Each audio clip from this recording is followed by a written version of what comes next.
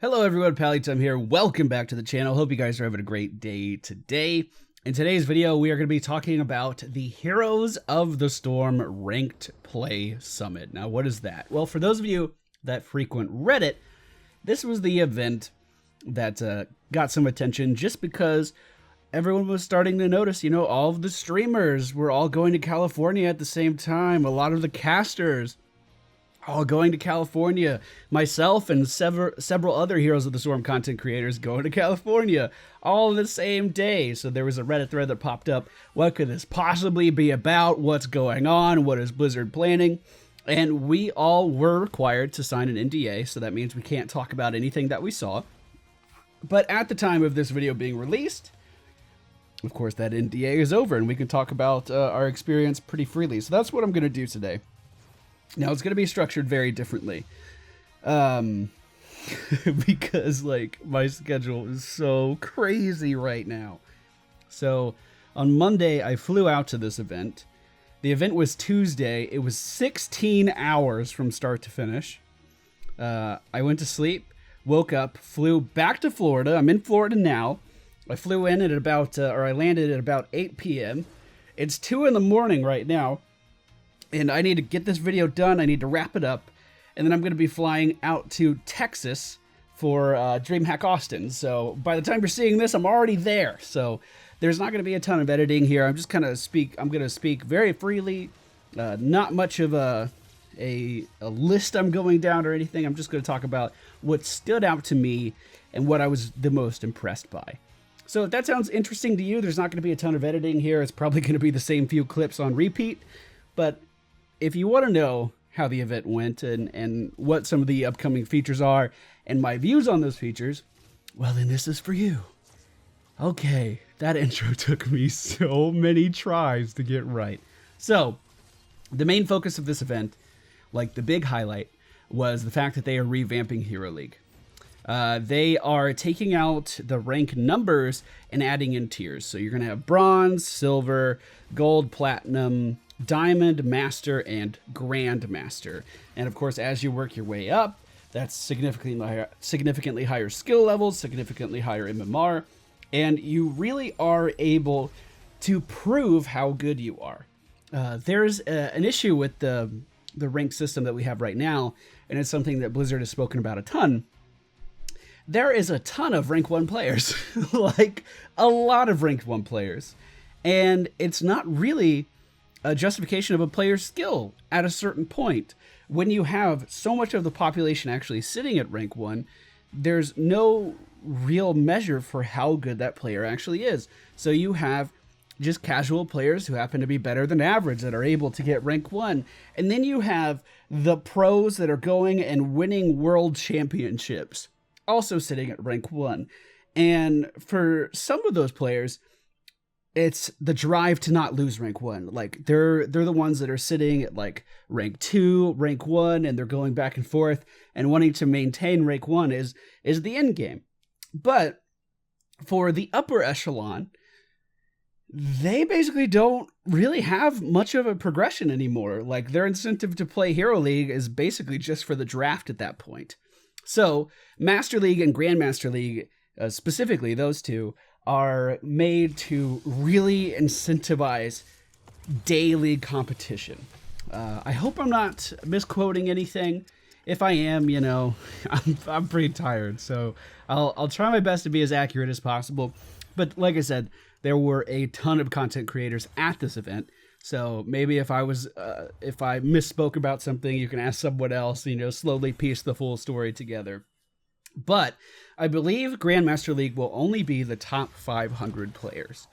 And it's going to be a ladder that changes every single day. So, for instance, if you are in Grandmaster and you're sitting at rank 200, but you have an amazing run in Hero League, you just dominate the competition, it's very likely that you can climb significantly further up that ladder and keep working your way up to rank 1 in Grandmaster, which is that's the impressive one right there. That's when you brag about it. That's how you get the honeys in the bar for doing nothing. What's up, baby girl? I'm rank 1 Grandmaster, come at me. Now, it's going to be super competitive. And it seems, I don't have the times in front of me, but season 1 is not going to be anywhere near as long as the preseason. Like, these are going to be concise events. Kind of think of them along the lines of how the Diablo 3 seasons have been working. It's going to be basically an event when a new season starts, and everyone's going to be jumping into Hero League, and they're all going to be participating, trying to climb the ladder. And there are going to be some pretty interesting incentives as well. This is something that I pitched a while ago. Not trying to say it's in the game because of me or anything, but rewards based on how well you do in a particular season. So I do have the list here, and there is kind of a mirrored list for Team League. I believe it's all exactly the same, but you can get both bonuses. Both bonuses. So if you play a ton of Hero League and you play a ton of Team League, you can get basically at the end of the season a ton of gold for it. So how it works. Ranks 50 to 41, they get a Hero League portrait. Congratulations, you participated, kind of, not really. That's for the preseason right now, obviously. These will be changed to meet the new structure, but these are the rewards that we know are going to happen at the end of the preseason, and they'll continue to be given out in future seasons, different rewards, and a different breakdown of who gets what reward, just to be clear. Ranks 40 to 31 get 1,500 gold, and the preseason Hero League portrait, just like the other guys. So these rewards are additive. 30 to 21 gets 2,000 gold. Rank 20 to 11, this is where it starts to get interesting. 2,500 gold, and you get an elemental wolf mount. Now, one of the features that I loved about World of Warcraft, not that I ever really strived to get these rewards, but the top arena players, they were always given this super unique mount that allowed them to stand out. And you could just see them going through the city and being like, holy shit, that guy's really fucking good at PvP, because he had this extravagant mount that was difficult to get. And this is kind of going along the same lines. So ranks 20 to 11 will get the standard elemental wolf mount version. Then you have ranks 10 to 6, which I need to get in real soon. They get 3,000 gold, so we're just adding 500 each step. They get the normal elemental wolf mount, but they also get the epic elemental wolf mount, and that's just a souped up version of the standard one, and even more exclusive than the previous. Now, there are portraits associated with different ranks as well, but you know, they're just portraits. Really, my goal here is just to make sure that I have every mount in the game. So it's pretty important that I step my game up in Hero League pretty soon. Some of the other interesting things that they're doing with Hero League is restricting who you can queue with a little bit more. And this affects me quite a bit as far as my content creation. For those of you that don't know, I stream several times a week on the TGN Squadron destination, and we have a show called Rank Win, where I'm currently trying to climb the ladder. I feel as though I am a competent player. I feel as though I am good at the video game. But a big issue is I just didn't really dedicate a ton of time to Hero League. So to help make the climbing process a little bit easier, what we've been doing is bringing in basically mentors on the Rank Win series. So recently we've had Moonfair on. He is a top player, helping me out, helping me climb the ladder, giving me tips and advice, and I've learned a lot from him. We have Hangus on the show quite often. He was rank 1 for a while. He kind of fell off the wagon a little bit, though. In the past, like way in the past, we used to have Trixler as a host, and of course, Four Court Jester. So all very, very good players who were bestowing their knowledge down upon us, myself or Hangus, whoever was the player or the host at the time, to make us better players. Now, this is going to mess up our system a little bit because that will no longer really be an option. If there's a gigantic rank discrepancy, then you will not be able to play with that player. So for instance, let's say I'm in the Bronze League for whatever reason. Let's say my placement matches, we'll get to those soon. Let's say my placement matches don't go very well, and I end up in the Bronze League. Well, I cannot queue with someone that's in Masters League, even if I'm friends with them, because that's too much of a skill discrepancy for the system to get this is what they said, to get very good matchmaking in. Because when the MMR is that different, when the rank is that different, it's hard to reliably fill in all the spots in between that's left on your team.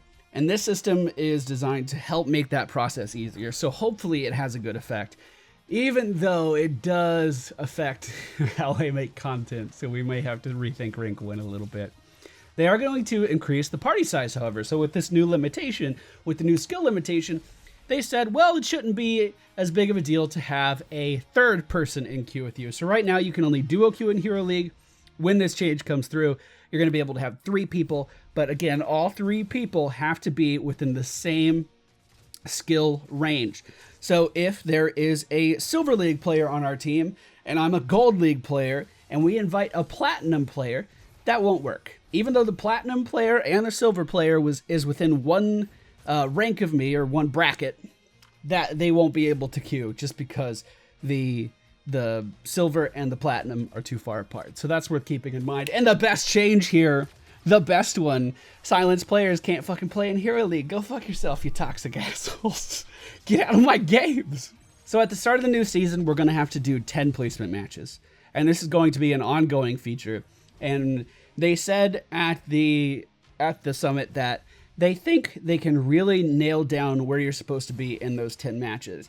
But what they also said, for those of you that were wanting a soft MMR reset, what they also said is that the new games that you play in Hero League will carry significantly more weight than the old games that you played in Hero League. So what does that mean? Well, essentially, if you jump in and you are playing with your team and you're winning and you're doing very well, you're going to get rewarded a little bit more this season. Those matches are going to carry a little bit more weight and help you progress up the ranks faster.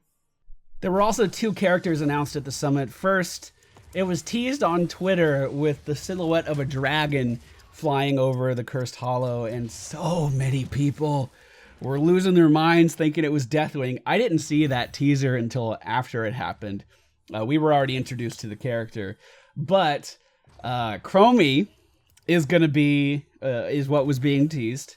She is a little gnome. She's totally adorable. She's a ranged assassin, but specifically she's a mage, and she is entirely designed around long range poke. She is one of those characters where if you step out a little bit too far, you're basically going to be killed. And that's intentional. That's the design of the character, which means that she is not for me at all. At all. I did play her a little bit.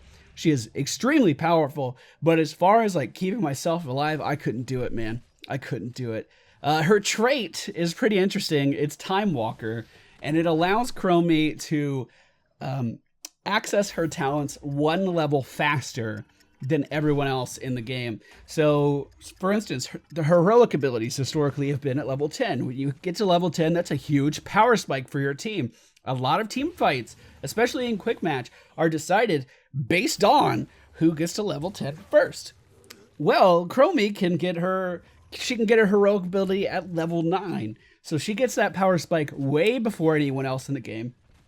And they were saying that this can really catch people off guard. Now, personally, I did notice the power spike, but it wasn't like this power spike was game ending. It's not like one heroic is really going to carry a team fight that hard. It's going to be determined by how well your team is working together. Her Q ability is called Dragon's Breath, and this is a very long range straight line skill shot. And my first impression when I saw this was, great, another Li Ming, another Q, or it is a Q, right? Yeah, Li Ming's Q that's just gonna go in and it's gonna kill towers. Like, I feel like there's an issue with all of these mages being added in where they're a little too good at just about everything. They can lane clear, they can siege buildings down just fine, and also provide a ton of AoE in a team fight. Well, they addressed this a little bit with Chromie. And by a little bit, I actually mean a lot, because her Q in no way will do anything to minions or buildings. It'll go right through them. It'll continue going. And if there's a player on the other side, like sitting behind a tower, you can land your skill shot through that building and it'll still deal damage to him. This does feel a little weird when you first pick up the character and you're trying to there was an instance where I was trying to defend against a minion wave and I felt useless. I felt absolutely useless trying to stop this minion wave pushing in because the Q does nothing, but it's also your lowest cooldown spell, and it's also, in that particular game, what I put all of my talents into. Like I was totally focused on Dragon's Breath, on the Q ability. And it just was such a different look at a battleground. Like it was such a different way to play, knowing that, yeah, I can't really do anything about those minions at all. So I guess I'll just ignore it. But one of the things that felt weird is she has a talent later on that allows her to Hearthstone like almost instantly. She just channels it and she's gone. Now, this I think is in her kit because, well, she's based around the idea of time, like flowing through time. But I think this is in her kit just because she's so squishy, she can leave a fight right away instead of dying. But I also thought that by being able to hearth back and roam around a little bit more, that I could push a lane while I was back, but no, not the case at all. Her W ability is called Dragon's Breath, and this is a very long range artillery skill shot. She's going to throw a projectile up in the air. I think a dragon actually flies up in the air. And then I think it's between 1 and 2 seconds later. I think it's 1.5 seconds. That's what we're going to go with. It's going to, when she casts it, it's going to fly up in the air. The dragon's going to fly up in the air. 1.5 seconds later, it's going to hit the ground and do some AoE damage. Now, the thing about this ability is the enemy team cannot see where the projectile is going to land. So it becomes one of these things where you're constantly looking at Chromie to see if she's trying to pay attention to you, to see if you're in range of her, because she can be just nailing you with this artillery-style damage, and you don't even know it. So you almost have to constantly be mobile. You have to constantly be juking. And it was a really weird sensation on maps. For instance, like Infernal Shrines, where we had to fight in this small enclosed area for a very long time, and she was just taking pot shots at us. For anyone that's played League of Legends, it feels, at least as far as I can remember, it feels very similar to Kog'Maw's R, where he's able to just shoot that projectile up and then it lands very far away. It's the same concept, but feels a little bit different. It feels a lot more impactful, I think. Her E ability is called Time Trap. What she does is she places a little sand hourglass down on the ground. It'll take a second to prime, and then it just kind of sits there. It's kind of like an Aperture Mine or the spider mines from Sergeant Hammer. Like, you just kind of sit it and forget it. And if someone does walk over it, however, they will be put in a stasis for 2 seconds. This is essentially like a single target void prison. And it allows you to set up for your combo pretty well. Like, you can hit your Q, you can land your W, and depending on your ultimate, you can hit that on the target as well while there's stasis. Like, it gives you enough time to land all that stuff and you're good. Or get the projectiles going while the stasis is active, and then when the stasis dissipates, you know, all of your damage hits at one time. That's what it's intended to set up. But in reality, it's her only form of survivability, and it takes time to charge, and she can only have one at a time. So this is yet another reason that positioning is so damn important on her, because this is her only way of getting away from anything. And it's like, the stasis is good, and it will stop one person if you're able to sit there and fight in an area long enough. But I was playing Illidan in one game versus a Chromie, and I went for, you know, Seasoned Marksman level 1 or whatever it's called now, and I had Blades of Azagnoth, and I just kind of sweeping striked right in, and I killed her in like 3 or 4 auto attacks, which, as you know, on Illidan is not very long at all. That's nowhere near enough time for her to like set that down and get it primed. Like, it's something you have to do way beforehand. Just not for me. Not for me at all. Her ultimate ability is called Slowing Sands, or at least her first one. I guess I do have to mention that, yes, she does have 2, because some characters don't have 2 heroics anymore. It's weird. But she's just going to lay down this AoE field on the ground. It's going to be some swirling sands. I think it's called Slowing Sands. And she's going to be able to activate it and deactivate it. I think there's a little bit of a cooldown, about 5 seconds, I think, like if she was to take it from one spot and move it to another. But this is something that she can just channel as long as she has mana. It's going to drain your mana just a little bit over time, but it didn't feel too impactful. So it's essentially just a slowing area. Really, really good in choke points. Allows you to land her skill shots quite well. She does have very difficult skill shots, just because of the delay in between the button press and then the travel time associated with that button press. It's quite hard to get down. This ultimate definitely helps alleviate some of that skill cap, I think. And her second heroic, it's Temporal Loop. What it does is it marks a target, and then after 3 seconds, that target will then return to that location. It is strong in the right circumstances. They have a clip where she's just globaling a Zeratul. For the record, Zeratul could have easily juked out of that last Q. I just want to make that very clear.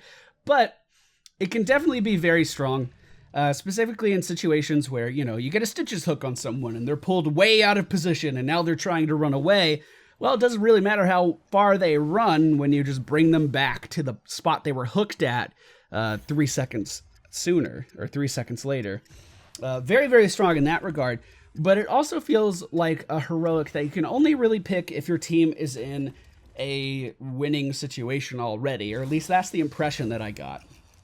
Because it's extremely good when the enemy team is on a retreat, when they're backing away from the fight and they're trying to get out with as many people alive as possible, because you can mark them with the Temporal Loop and then they'll come back and you can kill them. It does have its uses if you're starting to be overrun, because her self-sustain, her self-survivability is not, it's difficult to use. So in that regard, if you're running away from someone and you hit them with this effect, yes, they'll go back to where they were 3 seconds later, but if several members of the enemy team are doing this to you, all of a sudden you can be overrun and you'd be better off slowing everyone in the area with her first heroic. So it seemed really, really strong when you were already ahead in the match, but difficult to use if you were on equal footing or you were behind. The second character that they announced was Medivh, and this was a character that I predicted a little while ago. Didn't really have any idea what I thought his kit was going to be, though. So he's a range specialist. They described him as an all-powerful mage who's seen it all and done everything, and he knows more about magic than just about anyone in the world, or at least that was the impression that it gave off. And when you're playing him, it seems like he has 3 heroic abilities just on his bar, all the time. He could be incredibly impactful, insanely impactful in the right hands with the right team working with you. He is so focused on team play, more so than any other hero, that I really do think he's going to be quite difficult to play in quick match for quite some time until people are accustomed to seeing Medivh around him doing things. But in the right hands, with these pro players, I cannot wait to see the kind of stuff they do. And I do not envy the casters, because it's going to be they're just going to be screaming in excitement all the time that their voices, they're going to hurt. So his trait, what is his trait? He has a unique mount, kind of like Rhaegar. He turns into a raven instead of a wolf. Rhaegar turns into a wolf. He turns into a raven. This allows him to fly over terrain. So walls, anything like that, he can just go over. He cannot be attacked while he's in this raven form. He cannot be targeted by anything. He can't take damage. I don't think the enemy team can see his health bar. And he's able to just chill up there and grant vision to his team. It's the ultimate scouting ability. And while he's not super fast to get across the map, on particular maps where there's a lot of terrain in the way, he can just kind of skip over that terrain with this ability. Very, very, very strong. As far as the escape potential with this, I didn't try it myself, but I was talking to some people that were playing Medivh, and I brought up this question, can you just get on your raven? Can you turn into a raven whenever you want to in order to leave a fight? Can you make that happen? And I think it has a channel time similar to a Hearthstone. But again, I didn't try to use the raven to leave in the middle of a fight. I was committed. I was in there. But if you're attacked, supposedly while you're channeling the raven, it will be interrupted. So while that does sound very, very strong, it is kind of balanced already. It's not going to be ridiculous. His least impressive ability is called Arcane Rift, and it just fires off a little bit of energy in a straight line. It's going to damage anyone who walks in the path. If you are able to land it on a hero, though, I think it's going to take 6 seconds off the cooldown. I believe that's what it seemed like. I want to say it was about an 8-second cooldown. And when they were showing him off, and he was able to constantly land his Q on a target, It made it really, really easy for him to just continue to do that consistent damage. But if he does miss his Q, he is going to be punished for that. And I really think that accentuates the fact that Medivh is not a damage character. He is the weirdest character ever added to the game, and you're about to see why, or you're about to hear why, probably more accurately. His E ability is called Portal, and he's pretty good at making portals, apparently. He is able to create one at his feet and at the target location when he casts it, and it's a pretty far range. It's a really far range. Now, this portal is going to last for 6 seconds, and allies can just go back and forth between each entrances as much as they want to. So in the middle of a fight, I had some experience where I was playing Illidan and Hengist was on Medivh, and there would be someone running away. Illidan already has a ridiculous amount of mobility, and Medivh is like, here you go, buddy. Here's a portal directly to the guy you're trying to chase down and kill. And it was so good. Warriors and melee assassins are going to be able to dive so deep into enemy teams and deal so much damage and chase down so many kills with these portals. And it was incredible to watch and to use. But keep in mind, the player has to actively click on this portal to use it. So it's going to be one of those things where it's only as good as the player you're trying to help makes it. So if they don't click on it, then they don't get anything. But even in a situation where you're trying to help some of your squishy players leave a team fight. Let's say Jaina's starting to get hit. She's taking a ton of damage. Well, Medivh can just put a portal up and then put another portal behind the wall, like by a keep or something, and teleport that person to complete safety. And then she can take a sippy cup and come back. Like, she can get the regen and come back. It's so good. Oh, it's crazy good. This is he's the most broken character in the best way possible that I've ever seen, because he's balanced by your team having to work with you. He only gives you the tools necessary for success. It's important for you to use those tools to gain success. It's pretty insane, actually.